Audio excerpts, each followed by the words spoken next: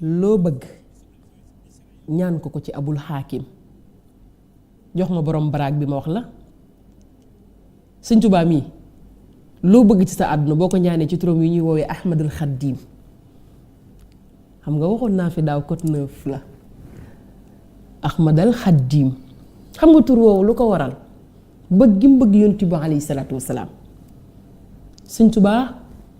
problème yooyu yépp yi nga gis ci àdduna bi moom rekk moo ciy solution bi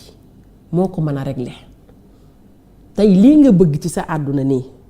barke Ahmadou Daam boo koy ñaan ci xasaayid mi mbaa nga koy ñaan ci turam wu sell wi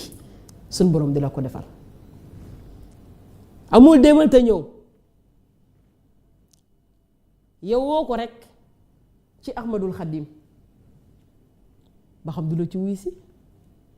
barke Ahmadou Daam yow woo ko ci turam wi ci Ahmadul Xaddim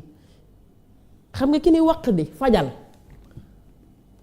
ki ni suñ borom fajal waq di xawaa ijal la zina daamoo kooku pare na pour taxaw képp ku am problème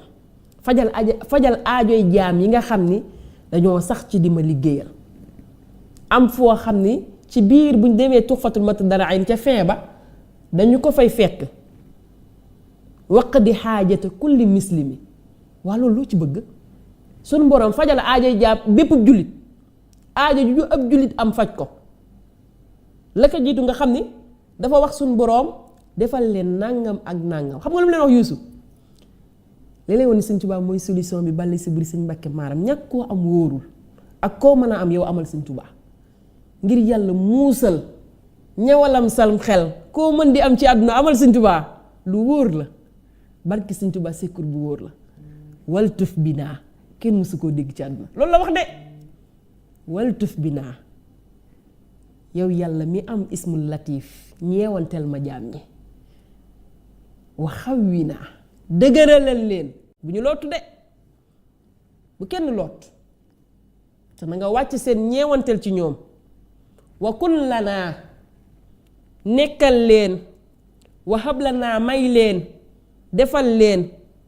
xusnal xitaami gën gi mujj gu rafet waaye Yuusu kii di solution bi waa lii mënta ñàkk nag barki Sëñ Tuubaa am nañ ci élément boo xamante ni Baye Ndiaga Diop